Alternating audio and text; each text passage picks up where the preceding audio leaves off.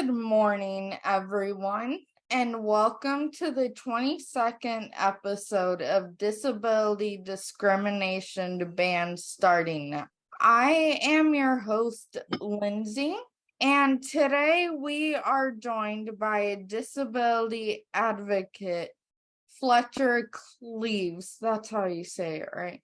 Correct. Thank you for having me. He is paralyzed after an accident, but instead of letting that bring him down, he is using his voice and his accident not only to bring awareness about texting and driving. He wants to show people that they aren't alone in dealing with what they are. Welcome to the show, Fletcher. Thank you for having me, Lindsay. I appreciate it. How are you doing? I'm doing good. It's been a very good day. There you So go. Hopefully you're staying cool down there in Texas. I've been hibernating in air conditioning. Nothing wrong with that.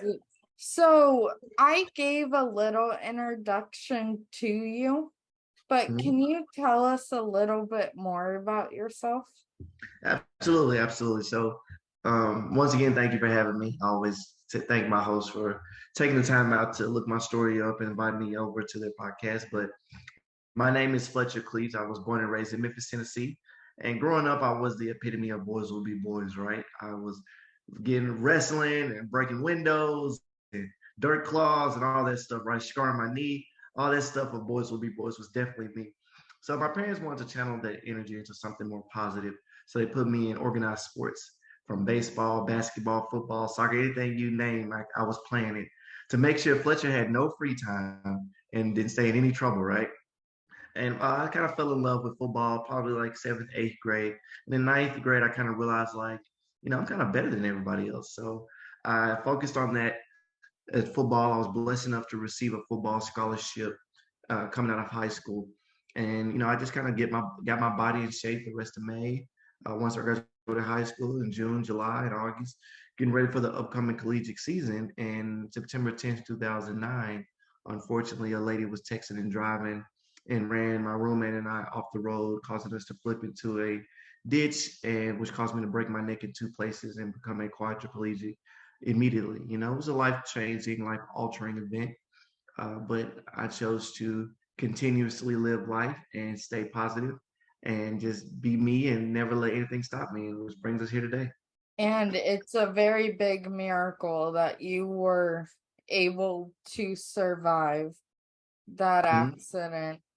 And I also think too, I've said this multiple times, some things happen for a reason. Now, why that event happened, we don't know. But I think with anything that goes on, we have it happen not only to prove to ourselves that we're stronger than we give us credit for, but also to use our voices, because we don't know who's listening out there who's gonna be saying, okay, I can relate to Fletcher Cleaves because he has the same thing I do. Exactly, yeah. Being a quadriplegic and being paralyzed, I'm pretty sure, with your own disability struggles, there are good days, bad days, but you try to have more good days than bad. So, what was the hardest thing to adjust to after the accident? The hardest thing people tend to think is the not walking part, but really it was a mental battle and just how long everything took.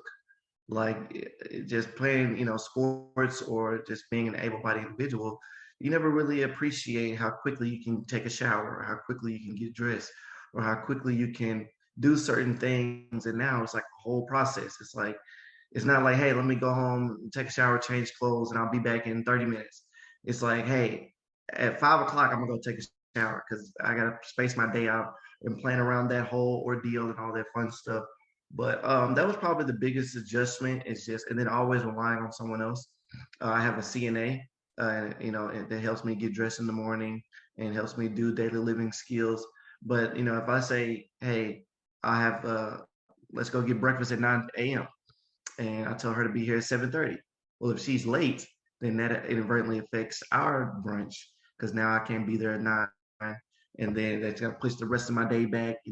It's like I'm gonna have brunch with Lindsay at 9, then I'm gonna go see my parents at 11, and then I'm gonna go to the doctor at 1.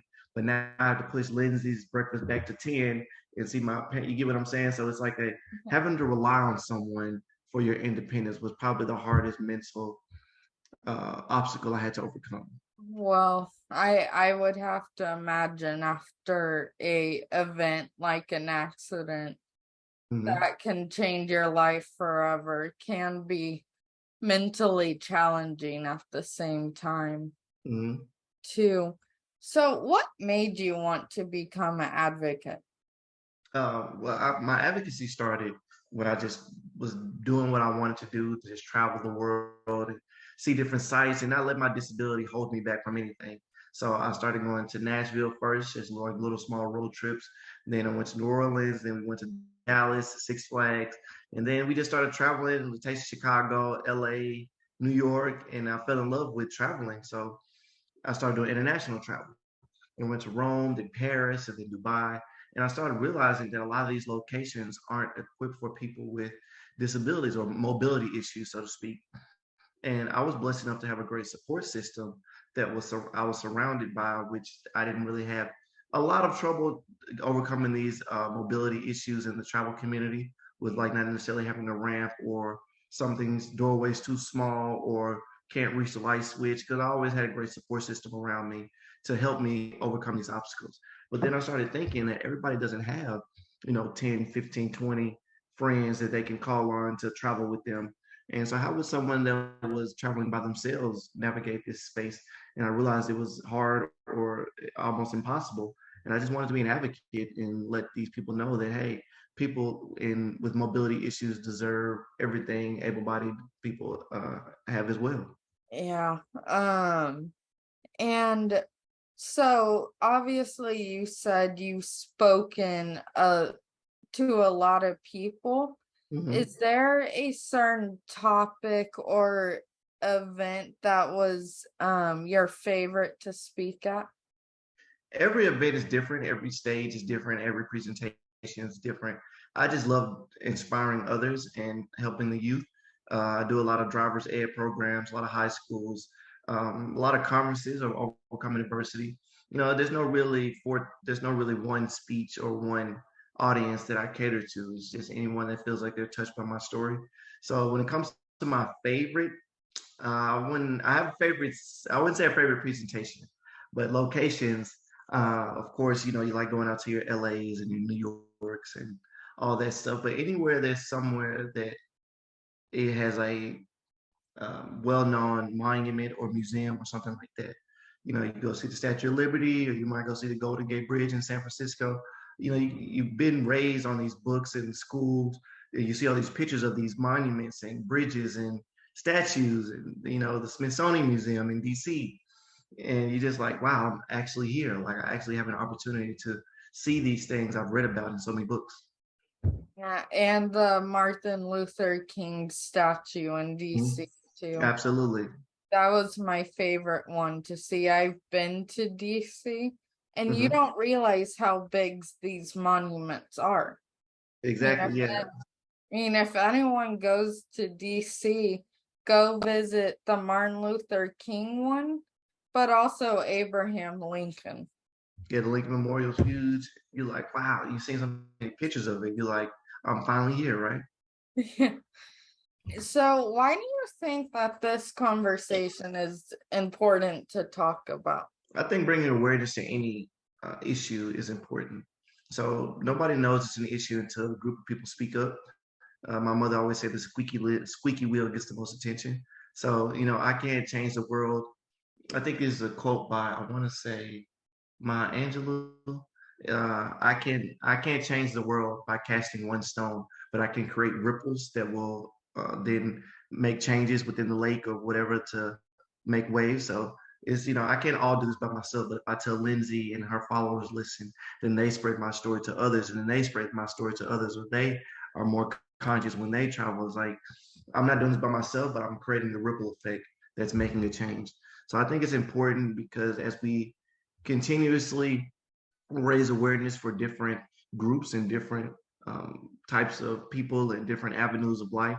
I think is conscious to speak up for the ones you believe in, whether it's race or ability or transgender or whatever it may be, and people tend to don't necessarily see an issue with it until it affects them. So of course, when I was walking and playing football, I never noticed there weren't any ramps, never noticed about handicap buttons, or never noticed about curb cuts. But now that I'm affected by it, I'm like, hey, this building's super inaccessible, And I just want people to be aware, and I want to be a voice for the community. So I forgot to ask this question about your favorite event or topic that we spoke about. So after you give a speech, when people come up to you, what do they say? It depends on the audience. Typically, of course, your high schoolers, you got your jokesters and all that fun stuff. But I love having fun with the crowd. I am a big kid, so to speak. I love to cater to my audience. So if I'm speaking to teenagers, I might be a little bit more playful. But if I'm speaking to corporations, I might be a little more serious. But I'm always going to have fun no matter who I speak to. And I get all type of questions. You name it, I've gotten it. But on the more serious side, one young lady asked me, she said, you've had a great support system that's helped you overcome a lot of your obstacles. What would you say to people who don't necessarily have anyone to lean on? She was saying like she lives with her grandmother, both her parents are incarcerated, and she really doesn't have anyone to talk to. And I gave her a separate conversation and let her know that, there's always someone within or someone in your community that you can always reach out to if you feel like you don't have a home life to reach out to. So that was a great question from that young lady. But, as I mentioned, you got your jokesters and, hey, are you married? Do you have a girlfriend? All that stuff. I'm like, does anybody have any appropriate questions? So it's always fun. It's always fun. We need questions that go along with what I just talked about. Exactly. So obviously there are people out in the world that are very discriminatory against any type of person with a limitation. So what would you say to someone who doesn't view a person in a wheelchair as equal to them? Understand this. I would say that just like I was, you are literally 3 seconds from being in my position.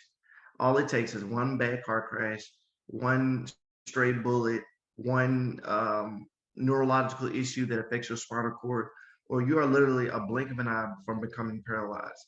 When I was in Atlanta, Georgia at the Shepherd Center, I've met so many different people throughout walks of life that were wheelchair bound from so many astronomical occurrences, which was almost eye-opening.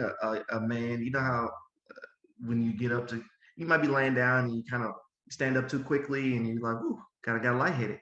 He did that in the middle of the night, stood up too quickly and walked to the bathroom, passed out and hit his neck on the countertop and paralyzed immediately. The guy was cutting trees and fell out the tree, paralyzed immediately. Dirt bike accidents, swimming accidents, car crashes. A guy literally, an older gentleman was walking down the street, slipped off the curb, and just fell wrong and broke his neck. And it's like, so I would say this: you are literally one blink, 1 second from being in my situation. So, and how are you going to feel when the shoe's on the other foot? And we just take the conversation from there. So it's just, don't be so quickly to downgrade or discriminate against mobility issues because you're one bad seizure or heart attack or stroke from needing a cane or wheelchair or anything like that. So that place in Atlanta that you mentioned, is that a therapeutics place for people in wheelchairs? It's called the Shepherd Center in Atlanta, Georgia. They specialize in spinal cord issues and TBI, traumatic brain injuries. So if you have a TBI or spinal bifida or any type of mobility issue, they specialize in that. And I call it Disneyland for people in wheelchairs because they have everything and anything you can think of. And like they have a pool, they teach you how to drive, how to be independent, live on your own, get yourself dressed. They have all type of apparatuses. It's like, hey, I'm in a wheelchair. How do I put my socks on? Well, we have a device for that. How do I put my shirt on? They have a device for any and everything you can think of. and it made me be more independent and realize that I can live a fulfilled life. That's really cool. And it's really cool that there's a place that's specific for mobility or wheelchair bound, Mhm, you could say bound people. mhm. What do you hope that people will learn from this conversation? I hope people learn from this conversation that life happens to everyone. I know that we talk about discrimination and things of that nature. So, but number one, understand, as I said, that you are a blink of an eye from being in my situation, because the adversity happens to everyone. But it's not what happens to you that defines you; it's how you respond to it. How are you going to respond when you don't get that job you always wanted, or you get a divorce, or whatever the case may be? How are you going to respond when that happens? And secondly, be mindful of the type of verbiage you may use with discussing someone in a wheelchair, or just the type of actions you may uh, portray when you're talking to someone in a wheelchair. I know when I first got paralyzed, people used to talk to the person I'm with versus talking to me directly, because they just automatically assumed that I couldn't speak for myself. So we would go to restaurants with my parents and they would say, what would he like to eat? And my mom's like, I don't know, ask him. And it's like, yeah, man, I can talk. You don't have to talk about me to other people or things like that. Oh, I'm so sorry. I didn't mean it, sweetie. It's like, yeah, whatever. Get your hands off me, lady. You know, so I would definitely say one of the things I would love to take for people to take away from this conversation. Like you mentioned earlier, there are people in wheelchairs for many different reasons, Mhm. whether it be accidents, falling, or they were born with it. What Absolutely. do what do you think the world can learn from people in wheelchairs? And the world can learn from people in wheelchairs. That's a good question. I would say patience. Patience, being having a disability, you have to have extreme patience. Though I met some a-holes that are in wheelchairs that just yell at everybody, but for the most part, you have to have extreme patience being having a disability, because um, you have to understand that, like, as I mentioned earlier, an able-bodied person may let me run home, take a shower, get dressed, and I'll be back down in 30 minutes. Versus a person with a mobility issue or mobility disability has to take a little longer. So, for instance, if you were to take an 8 a.m. flight as an able-bodied person, you might wake up at 5:30, get dressed, shower, drive to the airport, park anywhere you feel like, run through the airport, whatever. But having a disability for an 8 a.m. flight, you might have to wake up at 3 a.m. because you have to, just take a shower, which is a process. And then you have to get in the car, which is a process. And you have to find parking, which is a process. And if you're running late, you just can't run through the airport. You have to still push your chair, or you can go how fast your body allows you to go.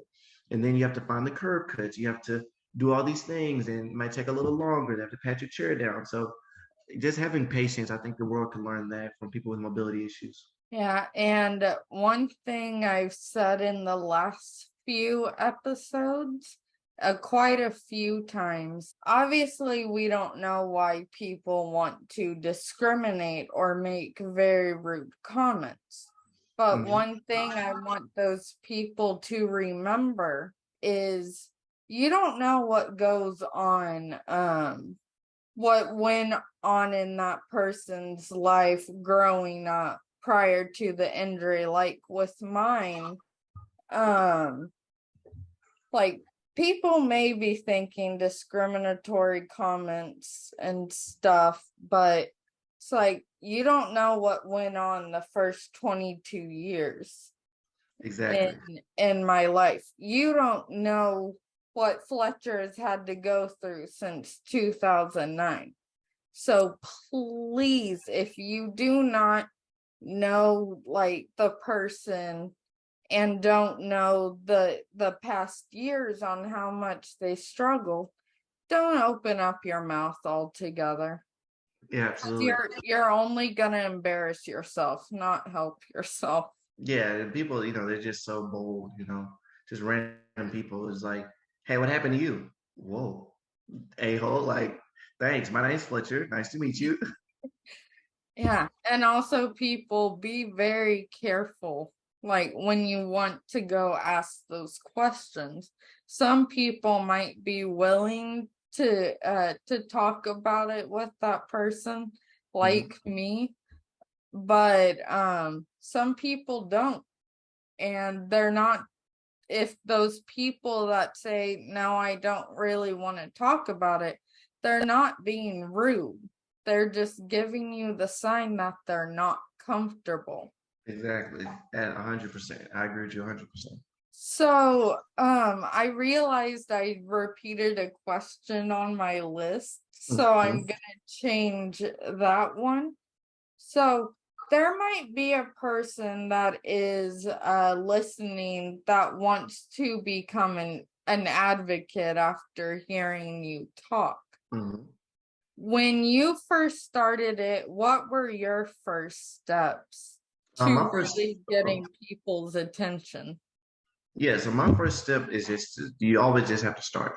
No matter what you do, starting is the first step. So I just literally was out in the community and I just started taking pictures and of different encounters I have ran into, whether it was no curb cut or fire hydrants in the wrong location, just taking pictures and posting on social media and letting, Facebook do its thing and continuously share it and comment and eventually reach the right person. But I would definitely say you just have to start. You might not get everybody this age we're in now. Everybody wants instant success. They want to be a YouTuber or advocate or whatever overnight, and it doesn't work like that. You just might take some pictures and make some comments, and you might get 3 or 4 likes or whatever, or no comments or no responses. But just knowing that somebody's watching all the time, somebody's listening, and people have saw my posts, and even if they were older posts, and it's like, wow, I never thought about this. And the post you made has helped me and my grandfather travel to Puerto Rico, has helped me and my brother travel to Dubai or whatever the case may be. And just know that you just have to start. You just have to start, whether it's your local community, if it's just from your bedroom on social media, just getting out and doing something. I really liked that. So obviously there are probably people in wheelchairs like you that are listening to this episode. Hmm. What would you say to them?